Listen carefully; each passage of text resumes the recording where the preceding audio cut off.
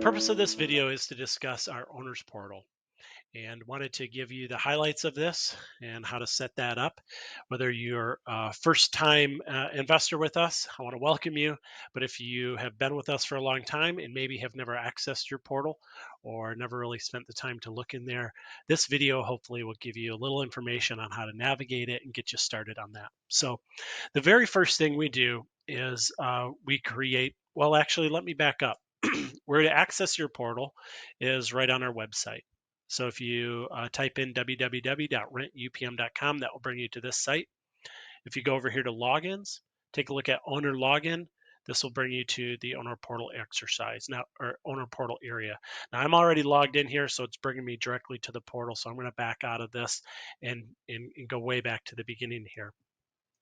The first thing you're going to receive in your email is this email here, and that will allow you to finish setting up your portal. You're going to create your own password for the portal. We do have the ability to reset it, but you do create your own personal password, so we don't have access to what you're seeing necessarily in your portal.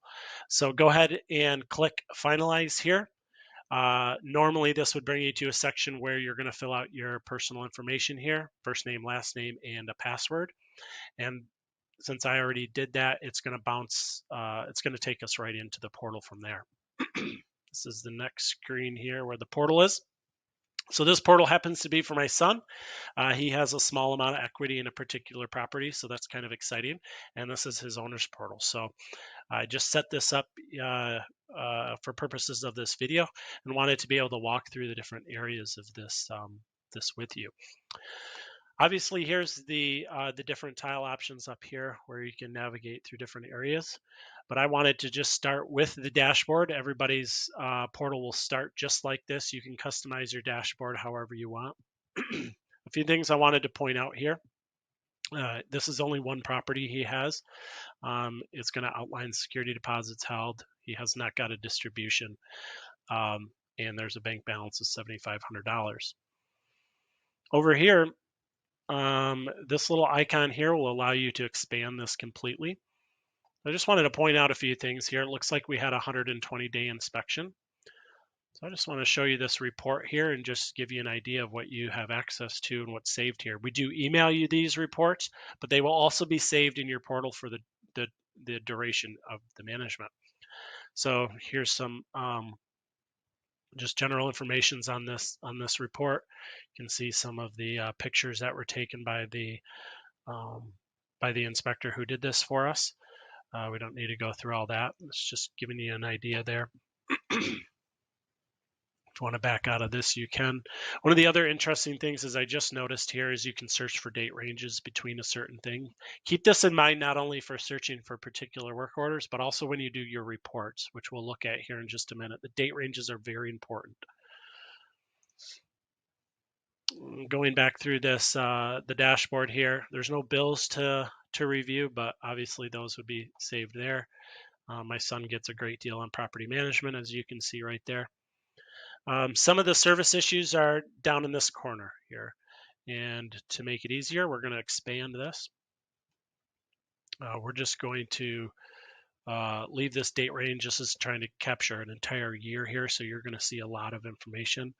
But this is some information on here. You can see when the work order was opened, we did have to get a new window, our new window sash, so it is still open here, but you can see some of the ones that have been closed or resolved. You can click into any one of these and look for information here. This is going to give you the service order information. It takes a second to populate. But down here is a great area for you to pay attention to. I like to expand that. And let's just take a look at it. I'm assuming it's going to be my city violation.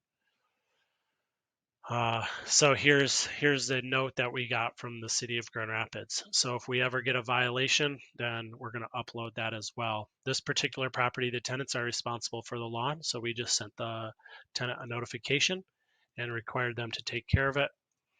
And as you can see, there was no billing associated with that, so it was just notified to the tenant. So some of your financial reports, if you go to the report tab there and look at them here, I can go over some of these with you. personally, one of my favorite ones to direct owners to, just to give a snapshot of a current month, because a very common question is, did my tenant pay rent? Or what is my tenant's balance? It's very easy to look that up. As I mentioned, remember, dates are very important. So since we're looking to see if the tenant's paid rent this month, we can just leave the dates just like that. Click down here at the bottom corner, run report, and you'll see this report comes up. So we have market rent, we have what was billed for the rent, total charges, and he has a zero balance. So that would be an indicator that this tenant has paid all their rent. You can see when the last rent increase was. This was actually when these tenants moved in, and this is when the lease ends. So great information. A lot of owners also like to know their lease dates and that type of stuff, because you can either anticipate when a tenant is moving out, even though we do give you notice on that. If you're trying to make planning before that time period up, you can check right there. And here you'll see the balance is zero. So a real neat report there. Let's just get back. Owner statement's another one. This one in particular is critically important that you make sure your date ranges. If we run this report for today's range, it's not going to be calculated or balanced. We close the previous month out, balance that month, and then send you your statements. So we have to look at November and November. This month is going to be a closed month, and now I can run my report. If you have multiple properties, you may want to separate by properties. There's some details you can show under here. I would start general and get more specific when you're running these reports, because you can pull in a lot of information and sometimes that can create confusions. But so here's the statement. You can see that we had that $2,195 rental income that I indicated earlier. There was no maintenance expenses in the month of November. And it gives you the year-to-date column as well. So there's where you would get a general owner statement. But spend some time and look at these other reports. Just run them, try to run them per property, because that, again, you can run all your properties together, and that might create some confusion as well. But you have a lot of different options here. Obviously, we do send monthly statements. And one other report that is not available on here, which is your 12-month profit loss statement. So we do send that every month as well. But some other things here, you can make a contribution right on your portal, which you would do right here. But really, it's relatively simple. Spend some time on this portal, and hopefully you'll be able to find all the answers to your questions. But if not, never hesitate to give us a call. We always try to encourage you to take a look at this portal first, because a lot of information is available here to you, and hopefully you find what you need. Again, thanks from all of us at United Properties.